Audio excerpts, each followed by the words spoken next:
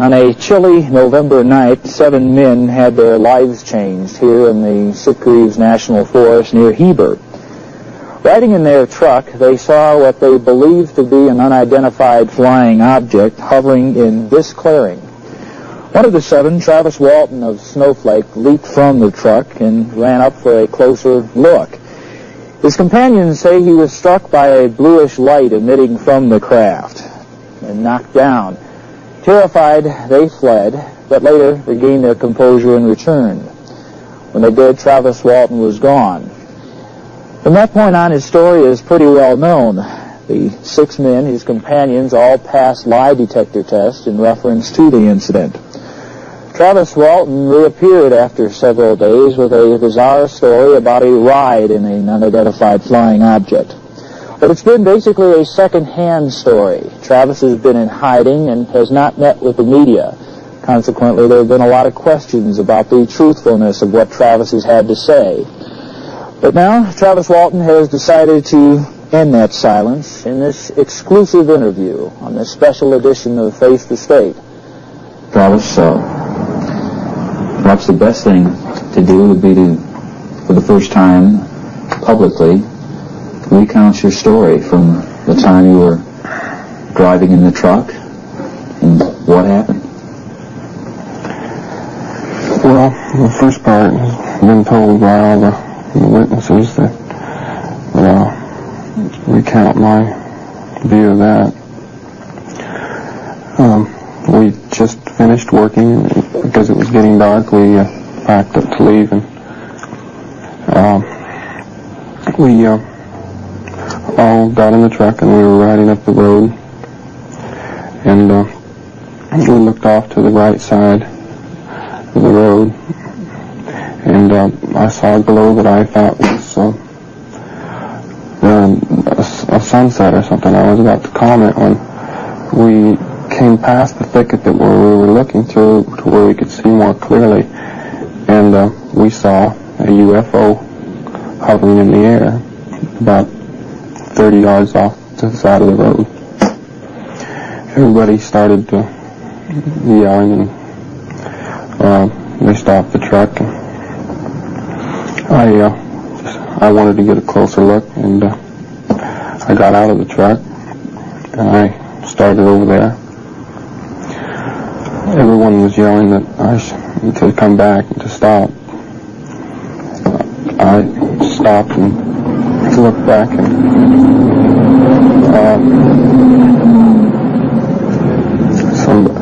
somebody called my name, and I turned back around, and it started to make a noise and started to move, and I took one step. I crouched down behind a log that was there, and just as I started to raise up, I was just going to stand up. I didn't have any intention of going any closer, but it was just as if I was struck. It was kind of a physical blow it just knocked me back. I don't remember seeing any flash of light or anything like what they described. I just lost consciousness.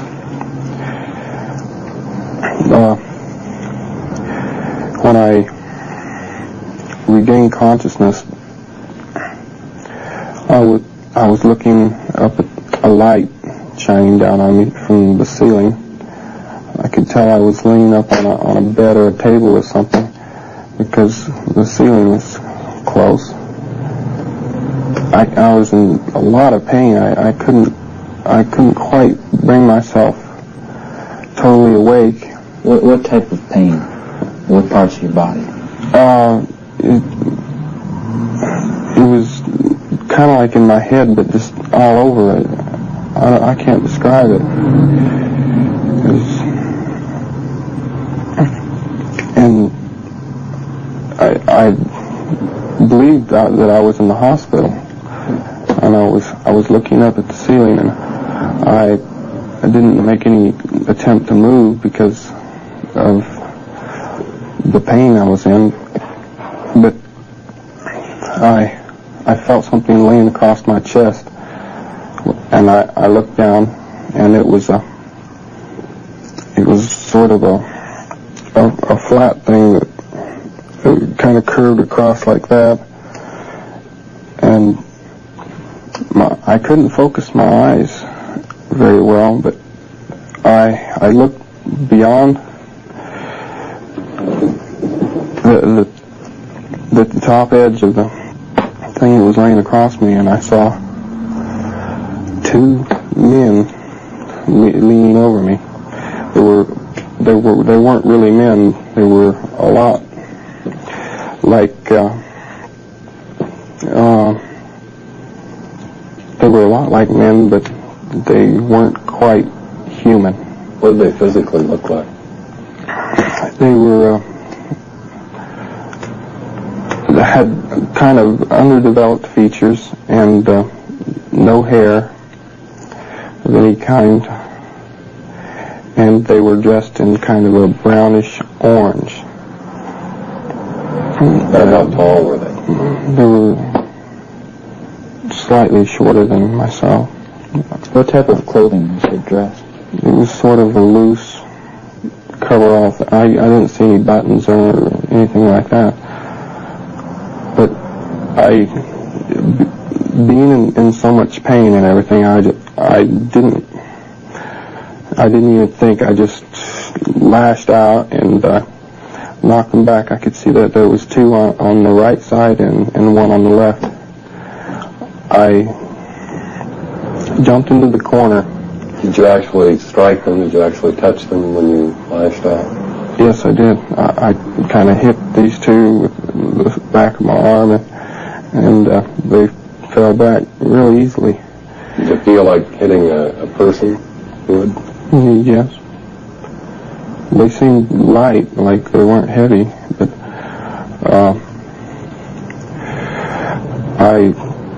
I couldn't stand up very well. I leaned against, there was a bench across the back wall. I say the back wall, I mean there was only one door, and I grabbed up a tube, a clear piece of glass or something, and I tried to break off the end to get something sharp to defend myself with, but they didn't try to approach. They just kind of put out their hands like that, and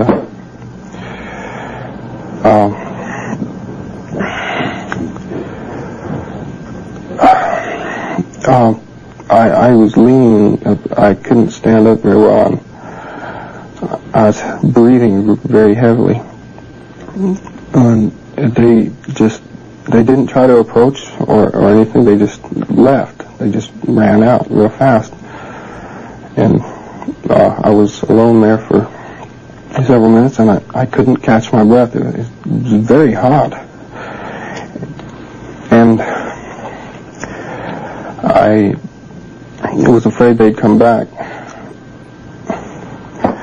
And so I left. They'd gone, there was a corridor outside, and they went to the right, and I went to the left. You went through the door?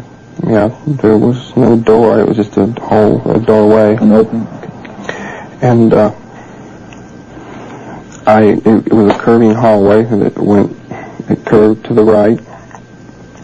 There was another door with no doorway. It was just a hole. And I went into a room there, and Had you gone very far distance at that point? it was only about 30 feet or 40 feet. I don't know. Not very far. No, not even that far. I don't remember. It was a very narrow corridor, and it was dimly lit everywhere. And I went into this room that you could see out. It was. You could even see the stars back through the wall I just came through. It was.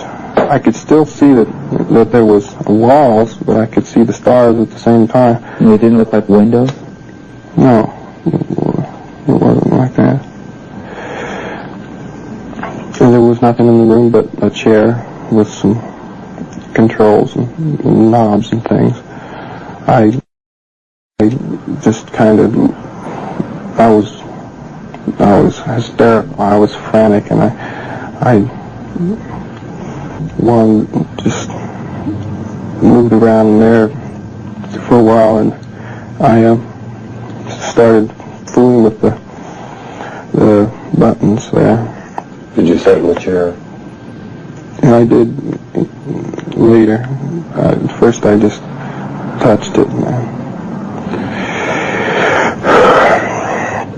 I didn't think I should be. I was afraid I'd mess something up and that somebody would come. And I heard somebody come in, and I turned around, and it was a man, just like people. I mean, he wasn't like the other creatures or whatever at all. He looked just like you and I, except he had a helmet on, a sort of a clear helmet. And he had hair and everything? Yes.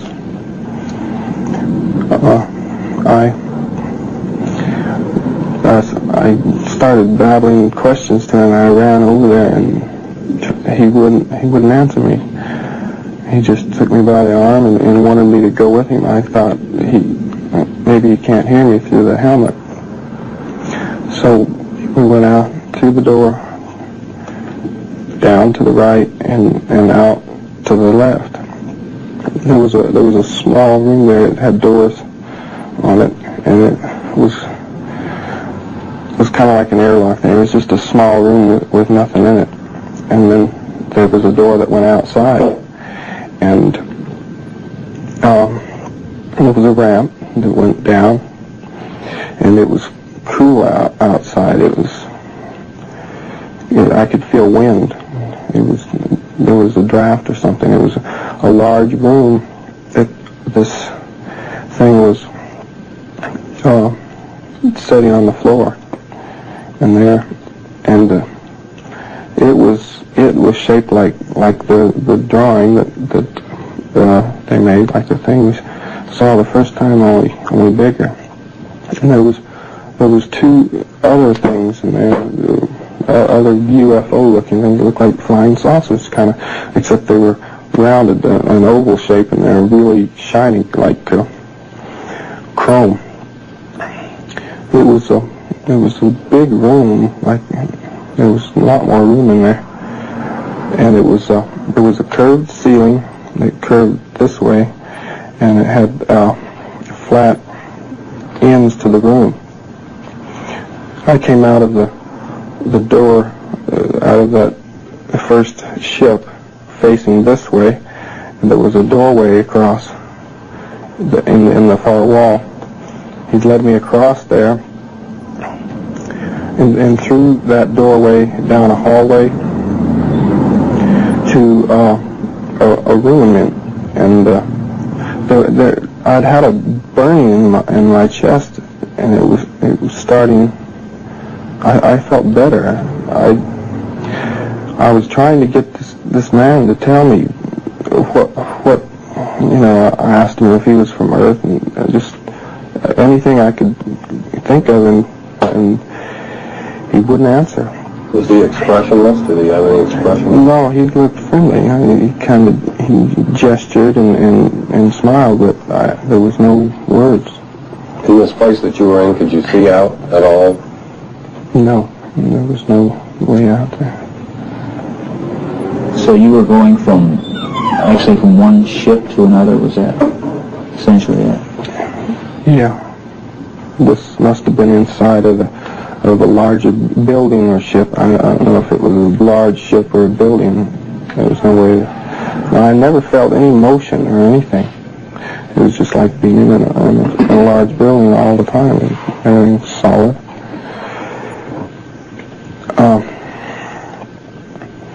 I was led down the hallway. The man sat me in a chair in a room with 3 other people that were like himself. They were dressed in blue. And he went out. There was a door on the other side, and he went on through. And I sat in the chair, and I tried to get the people to talk to me that were there, and they didn't have things on their head, and so I thought that maybe they could hear me, but they wouldn't answer either. There was 2 men and a woman in the room after the first man left. A man and a woman came from around the table, and they each took me by the arm and led me over to the table and got me up on the table, and I don't know why I should cooperate with them, but they put a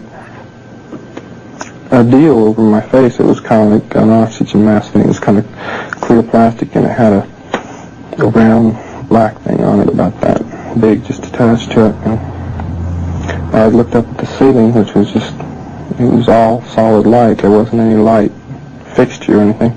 The light in the room just came from the ceiling. And that was last I remembered. I went to sleep until I woke up. I was laying on the pavement. It was very cold. I woke up very suddenly, and I looked up the roadway. I was laying outside. It was night, and I could see a light on the bottom of a flying saucer that looked just like the rounded ones that were inside there. And it was very shiny, but the only light came out of the bottom. But then that went off, and it just went straight up really fast, just without a sound. And what were your feelings at that point? Were you still in pain? Did you know where you were? I didn't know where I was immediately, but I recognized the roadway, and I could see a light down the hill, so I ran down that way. And it was about a mile, or a half a mile to Heber, and I ran down to the phone booth that is by the gas station there, and I called my brother-in-law, and I don't know what I said. I was hysterical, and he answered and said, "Who is this?" And I tried to tell him, and he said, "I think you got the wrong number," and he started to hang up, and I screamed at him that, it was me, and so he stopped, and he said, "Okay, I'll get somebody to come and get you." And I hung up, and I just couldn't stand up anymore, and I just sat down there. Were you in physical pain? No, not at the time. I didn't feel any more pain. I just was so weak I couldn't stand up. I was extremely thirsty. And I haven't been able to make any purpose out of that or anything, but that's the way it happened. We'll be joined by Jim Lorenzen of Aerial Phenomena Research Organization after these messages. We've been joined now by Jim Lorenzen, who is the director of APRO, the Aerial Phenomena Research Organization. Jim, before we get to you, I think there's one question that I would like to pose to Travis, and it's a question that's been bothering a lot of people. And Travis, why didn't you bring your story to the media? Well, my family told me about the news people and all the people that were crowding around, and I was just in no condition to talk to anybody, especially a mob of people like that. And I couldn't handle it. Is that typical, Jim, in cases? It is in some cases, yes. I can vouch for what he said, because when I first saw Travis, he was in a very unsettled state, and he was really in no position to defend questions or to respond. You have listened to the description that he gave us of his ordeal. What are your comments, your reactions in comparison with past cases? Well, I was struck by the fact that he described these beings that didn't look quite human. He described them precisely the way another person has described them who had a similar experience. Now, this case has not been published anywhere, and no case like it that I know of has been published, so it's something that Travis could not have read anywhere. And the descriptions are identical. There was some apparent conflict between different organizations, UFO organizations, over Travis's story. Why are you defending it, and why did the others seemingly discount it? Well, some people get concerned about their image, and they don't realize that this subject has many facets to it that can be, embarrassing in the sense that public acceptance is lacking. The stories seem, to the uninitiated, pretty wild. I think of the fact that our organization has now going on 24 years experience made us able to cope with this in a much more sane and realistic manner than people without that kind of experience. Could you tell us what kind of testing that Travis has undergone, what the results were of that, and what the plans are for the future? Well, I can do this generally. We had him checked by a couple of MDs, and they ran some tests. I don't have all the results, but I can say this, that there was a urine analysis done on the first urine sample after his incident, and this completely does away with the idea that there was any drug involvement that some people brought up. That and the blood samples really straighten that out. There's none of that involved, and he's been interviewed in great depth by some very well-respected psychiatrists, and they have concluded that he is not a party to any hoax, and that he's telling the truth.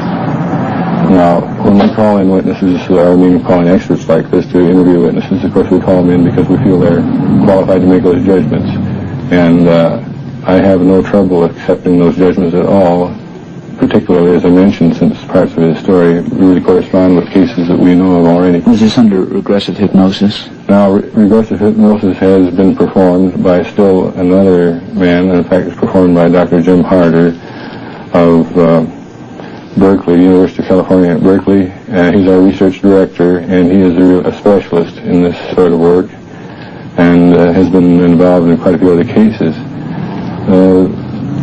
Under the regressive hypnosis, he relived the thing just essentially as you saw here, probably with a little more detail. What other kind of tests would he be going through in the future? Well, you see, we're really sort of past the testing stage in a sense. In other words, from now on, I think you'd be more likely to call it research. We hope to have this memory, the blocked memory, relieved so that we can get a full account of what happened. This may take time, and there may be a program delay that we just have to wait for. It'll just depend on how he feels as time goes by. Why not the polygraph test? This has been a major criticism.